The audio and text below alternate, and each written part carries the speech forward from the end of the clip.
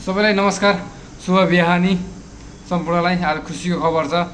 आज चाहिँ दैलेखमा चाहिँ राष्ट्रिय स्वतन्त्र पार्टीका वरिष्ठ नेता बालेन शाह आउँदै हुनुहुन्छ भन्ने खबर आएको छ। खबर प्राप्त भइसकेपछि तपाईँहरूको माझमा मैले चाहिँ छोटो भिडियो बनाएर आएको छु। तपाईँहरू अन्तिमसम्म हेर्नुहोला। मन परे लाइक सेयर गर्न नभुल्नुहोला। बालेन शाह आज जमघाटमा 11 बजे आउँदै हुनुहुन्छ। बिहान ठिक 11 बजे जमघाट बजार आउँदै हुनुहुन्छ। सबै दुल्लु दैलेख चकर्ता भएर सबै ठाउँ घुमेर उहाँ चाहिँ निस्कनु हुनेछ। दैलेखभरि घुम्नु हुनेछ, आउनु हुनेछ। उहाँलाई चाहिँ हाम्रो दैलेख जिल्लामा स्वागत गर्न चाहन्छौँ हामी बालेन शाहलाई।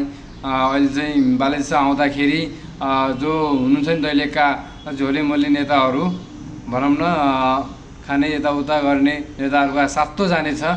बालेन शाह आउँदाखेरि अहिले चाहिँ चुनावको माहौल आइरहेछ। फागुन 21मा उहाँले चाहिँ झापाबाट चुनाव लड्दै हुनुहुन्छ।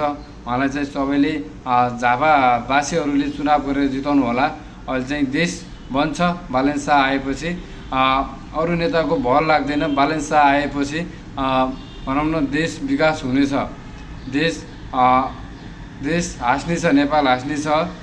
बालेन शाह आउँदाखेरि सबैले बालेन शाह चुनावको माहौलमा प्रचारमा सबै जिल्लामा घुम्दै आउनु भएको छ। प्रचारको लागि व्यस्त हुनुहुन्छ बालेन शाह अहिले। पछिल्लो समयमा चाहिँ सबैले चाहिँ बालेन शाहलाई मन पराएका छन् होइन। सबैले चाहिँ माया गरिदिनु होला। आज चाहिँ बालेन शाहलाई दैलेखमा भव्य स्वागत गरिनेछ। हस् त, धन्यवाद। छोटो भिडियो लिएर आएको थिएँ। हस्।